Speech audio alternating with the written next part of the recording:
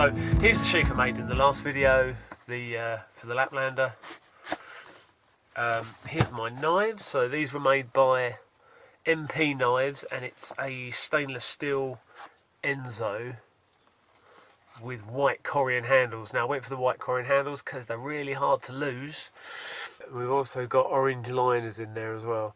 This is the your Scandi grind standard knife, and then we've got a flat grind, flexible, more of a game prep, food prep knife.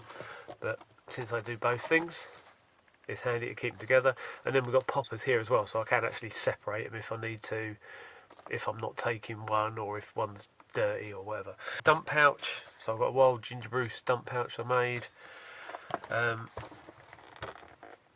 which is a leather button there, and then a big pouch like that.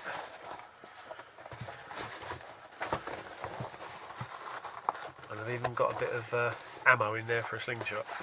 So nice big bag like that. So if you're foraging or you're looking for like tinder supplies, yeah, anything, you can just bung it in there, and it just saves you a pair of hands, doesn't it? Just roll it back up again, do the button. Obviously fits on the belt like that, but handy little thing to have. Then we've got a ferro rod. So a ferro rod and striker. This was made, so the ferro rod itself came with the knives because I had some leftover corian and a liner. So Mike at MP Knives made me that. Woodland Camp and Craft made the leather holder for it. Now this is not really belt kit, this is more sort of a strap on the side of a bag. It's my spice kit. Now there should be videos for most of these things. There's a spice kit, there's milk powder, coffee, sugar, seasoning, chili, meat seasoning, salt and oil. But just sort of really useful things. When you're doing campfire cooking a lot, it's just nice to add some flavours to it, because most stuff that you forage is a bit bland and a bit tasteless. If it tasted nice, they'd sell it in Tesco's. That's sort of what I always say. Then I've got this is sort of my carving kit in here. So there's all sorts of goodies in here. So from little Mora whittling knives. What else we got in here? Spoon carving knives. Oh, I've got my iron knife and fork in there as well. A giant opinel. A nice big chunky opinel. Super sharp as well. And spoon knife. A Ben Orford spoon knife. What else we got? Oh, one of the old timer carving sets. So there's loads of different little gouges and scoops and stuff on this. They get burnt and they shrivel up. So I got hold of a pair of other gloves, and these were grey, but I've dyed them with a bit of leather dye just to make them not stand out as much. Right, so this is the overbelt I use, with I think it's a Cobra clip. So that's a nice quick release clip. Now, so you have a normal belt holding your trousers up, and then you put all your gear on this, so then you can just disconnect it, put it back in your bag, or when you sit down you can take it off and put it next to you. Putting tools actually on your belt that's holding your trousers up is just annoying. So yes, it's only a cheap belt, but it does exactly what I want it to do. So we need to know how wide that buckle is, because we've got to get something that fits over that buckle. So the buckle it's like 48mm, so we'll say 60. Now these have already got a hole where I could thread through, but it's a bit too small. I don't really like it, so I'm going to change that as well. Okay, so in here, this is a tarpaulin repair kit. So you've got some big old brass rings there. So it comes with a hole punch that you can hammer through leather, which is blunt as hell. but it kind of works. It leaves enough of an imprint so you can carry on cutting it. And then the setting tool, so that's the anvil, you pin that on there, and you clamp two of these pieces together so a flat disc goes against that. Bang. So I reckon down here is probably the best place to cut the hole. But then if it chafes, no, I reckon there, that corner there. Right, so I'm going to sit that there, then we'll come in with a hole punch.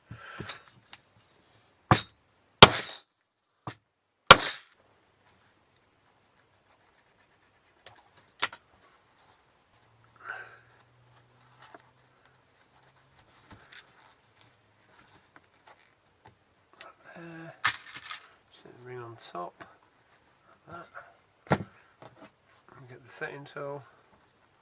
So make sure that's sat down first.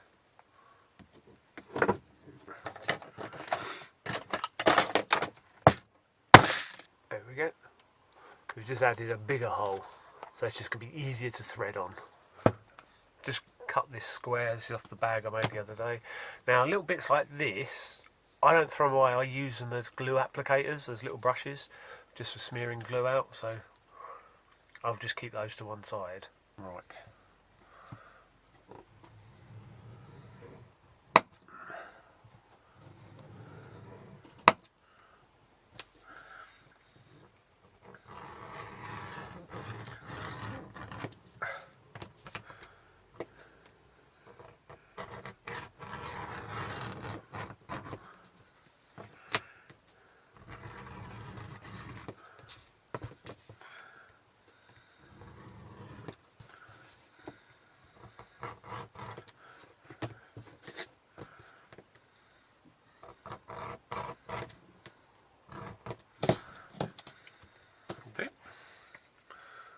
So that's going to sit like that.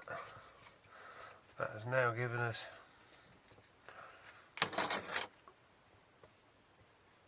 that's better. That's 70mm inside. Probably about 75 once it's done. So that's going to do that. Now I want to punch 4 holes in here. So we'll find the centre.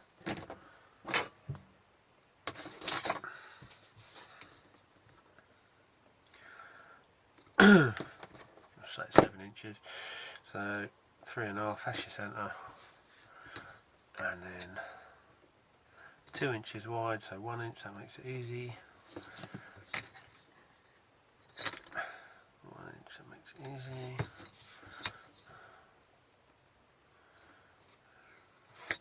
So we had a cross to each one.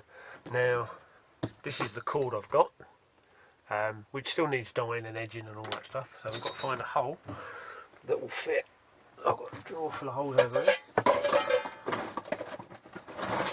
Punch it, as it were. I'm joking, been looking for that one.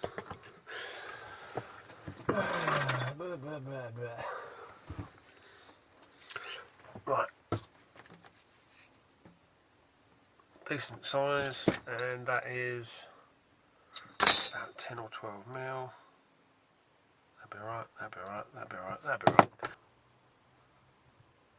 You can kind of gauge the centre a little bit easier. Does that make sense? There's also a little window.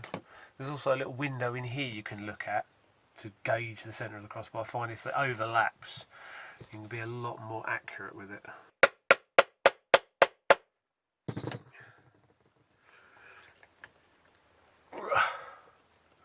Okay, so 1 hole. So we'll get the others done and then we'll crack on. Got 4 holes in it. Now we've got to do is stitch those 2 pieces together, and then we've got our loop, and then we can feed the cord in and out inside there, and then they come out here, and then you can just tie the gloves on. I'm going to come along there, 5mm in, we're going to come there, 5mm in, so our stitching will match. Right, that's those holes in there. Now I'm going to put a bit of glue on this. I'm going to glue them together, and then we can hammer through so all of those line up exactly. Evo Stick Impact Adhesive. I prefer the solvent-free one, the white one. This is all I could get at the time.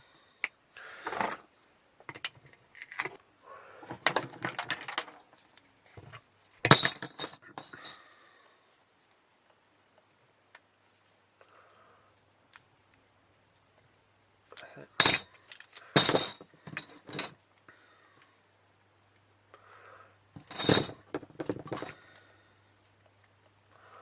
Right, now we'll leave that to dry.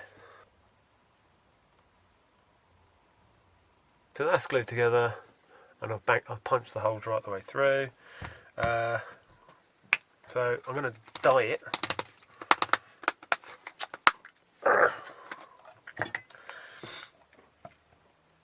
Because I should have really done the edging before I glued it, but there we go.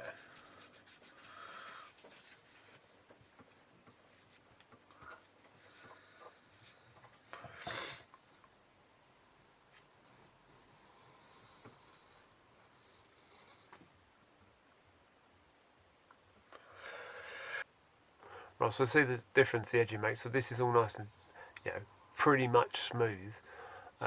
So if I wanted to seal it, I could. Whereas the other side is still all fluffy, so we'll let water in. There is, professionals would use tag length gum, but it's expensive, and I've never used it. I've never needed to. That's all it takes. So that's all nice and smooth all the way around now. So it's just got to dry out. Right. So wet that in our water. Just a quick dip. Give it a random rub with some soap.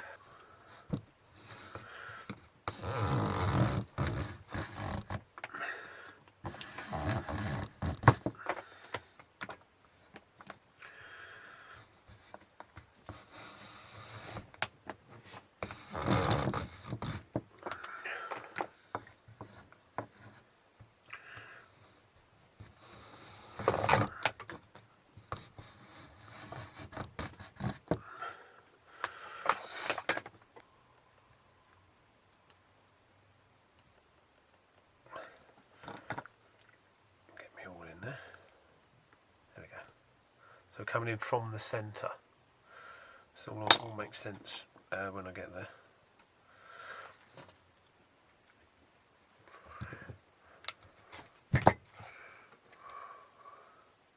Okay, so now we're up to that last hole. Let me zoom in again.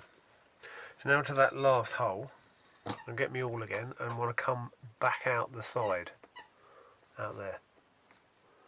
You see that? Yeah, so I'm coming out of the side of in between. Like that. Boop. Pull that out. Oh, really? And pull that out. So now in the middle there. So now we've got two bits coming out of the middle there, and one's the beginning and one is the end. So we just tie those two together and that will slide right down to the knot.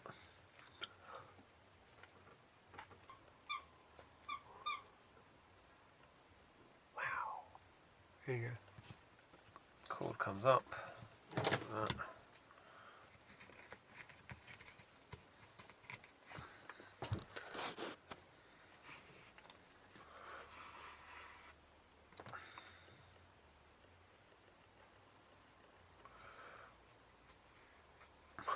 It's like a little smiley face.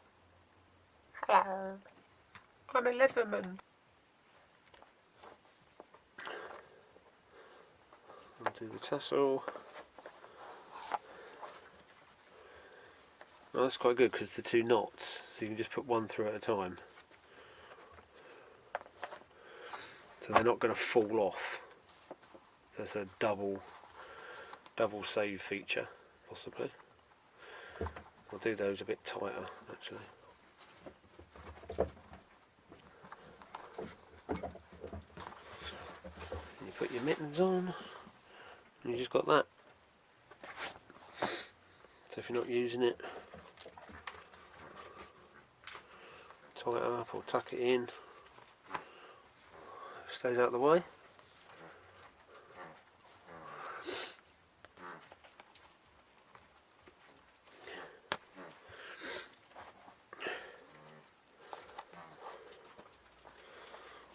One, two. Actually, that's actually pretty good because you can use that, take something off the fire, and then take your glove off and it's going to stay there. I quite like that feature. Right. Then we'll just do a big overhand knot. Keep everything out of the way.